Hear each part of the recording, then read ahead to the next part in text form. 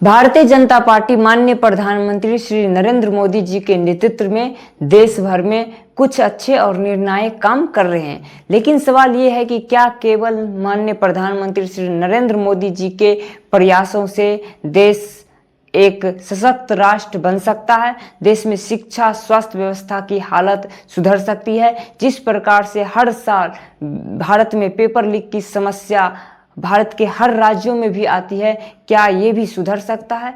क्योंकि दोस्तों, केवल नरेंद्र मोदी जी को ईमानदार हो जाने से देश की तरक्की और विकास नहीं हो सकता, क्योंकि उनके निचले स्तर पर जो लोग बैठे हैं, जो शिक्षा, स्वास्थ्य जैसे अहम जिम्मेदारी निभा रहे हैं, उनको ईमानदार होना पड़ेगा। क्योंकि आप लोगों ने देखा होगा, धर्मेंद्र प्रधान जी का इंटरव्यू सुना होगा, उन्होंने कहा कि गलती हुई। अरे भाई, आप देश के शिक्षा मंत्री हो, आपके रहते हुए ये गलती कैसी हुई? क्योंकि नौजवान, हमारे देश के जो युवा है, लाखों की संख्या में अपना समय बर्बाद करके सालों साल तैयारी करते हैं, और जब उसे तैयारी का फल मिलने का समय आता है तब पेपर लीक हो जाता है, पेपर को बेच दिया जाता है।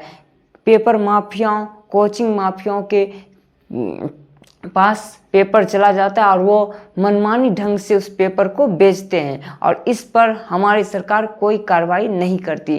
क्योंकि अगर आप देश को सशक्त देश बनाना है, देश को शिक्षा में आगे लाना है और भारत को विश्व गुरु बनाना है, तो सबसे पहले आपको इस पेपर लीक की जो सबसे बड़ी समस्या है उस पर कठोर कानून लाना चाहिए, और कानून ही नहीं, उन पे कार्रवाई भी होनी चाहिए, ताकि देश भर में दोबारा कोई भी व्यक्ति पेपर लीक करने से पहले सोचे कि उसका परिणाम कितना भयानक हो सकता है।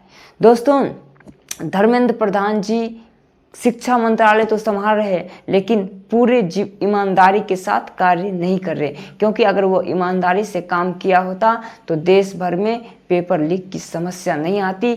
हमारे जो भाई बहन हैं, जो सालों साल तैयारी करते, अपने घर द्वार को छोड़कर, अपने लाखों की मुद्राएं खर्चा करके और तैयारी करते हैं, लेकिन जब उसे परिणाम का समय आता है तो पता चलता है कि पेपर लीक हो जाता है। और ये भारत की सबसे बड़ी समस्या है। जहां दुनिया रोबोटिक्स के क्षेत्र में आगे बढ़ रहा है, जहां एआई टेक्नोलॉजी काफ़ी मजबूत रूप में दुनिया में उभर रही है, वहीं भारत एक सही से एग्ज़ाम नहीं करवा पा रहा है। और ये भारत की जिम्मेदारी है, नहीं है कि पेपर लीक हो रहा है, ये शिक्षा मंत्री का जिम्मेदारी है। जो देश के अहम पदों पर बैठे लोग हैं, उनकी जिम्मेदारी है, क्योंकि केवल कुर्सी संभाल लेने से आप देश को महान नहीं बना सकते। जब तक आप देश के बुनियादी चीज़ों पे काम नहीं करेंगे, तब तक देश आगे नहीं बन सकता।